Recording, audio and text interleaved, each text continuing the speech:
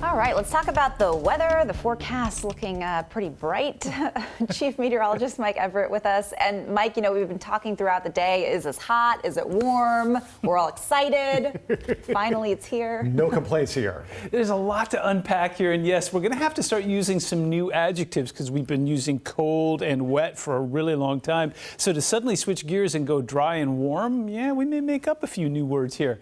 So first of all, if you didn't get the memo, heat advisory will be kicking in on Saturday and staying in place through at least 11 p.m. on Sunday. It looks like the warmest of the 2 days will actually be Sunday and Monday. I'll show you that in a moment.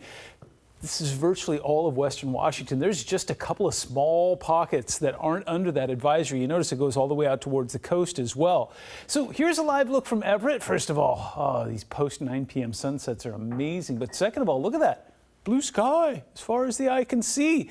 So we're going to talk a little bit about the science behind that. We talk about low and high pressure all the time. You see the L's and the H's. You've heard me say it a million times. Flow around a low is counterclockwise. Flow around a high, of course, is clockwise. If you're under the age of 30, Google what a clock is and then come back and rejoin us. Now, what we've got going on here is high pressure moving in. So one of the things about high pressure, and this is some fifth grade science, you don't have to get a pencil out, but basically high pressure disperses everything, whereas low pressure has a tendency to pull everything in, including cool air and moisture. So here's how it works in a really simple sense. With low pressure, air at the surface, right down here on Earth, gets pulled into the center. It's called convergence. We talk about convergence zones all the time. Now, air rises and cools. You think that heat rises, but in the atmosphere, as air goes up, it gets cooler, and that creates condensation, and that condensation creates clouds. So low pressure is usually associated with cool and inclement weather. On the other hand, high pressure at the surface gets pushed away from the center. That's called divergence. That's why you're not seeing any clouds. As the air falls and warms, evaporation kills any moisture that it encounters. So high pressure is usually associated with warm and fair weather. So we've got a high pressure system moving into the neighborhood. In fact, this is real time.